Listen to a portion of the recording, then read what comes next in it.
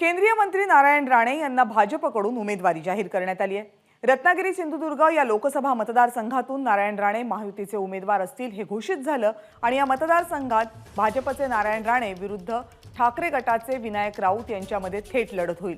नारायण राणे उद्या आपला उमेदवारी अर्ज दाखल करतील। उमेदवारी मिळणार याची जवळपास खात्री असल्यामुळे आधीपासूनच नारायण राणे यांनी या लोकसभा मतदारसंघामध्ये आपला प्रचार सुरू केला होता।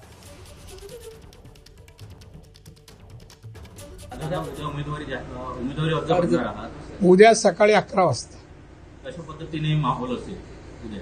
आनंदी आनंद जिंकण्यासाठी आम्ही लढतो आणि जिंकणार। मोठं शक्ती प्रदर्शन असू शकतं। नाही, शक्ती का शक्ती आहेतच ना, प्रदर्शन करायची सवय नाही मला, नाही काय नाही, त्यासाठी काय आज जाहीर झाले, उद्या ज्यांना समजलंय उद्या फॉर्म भरणार ते येतील सगळे।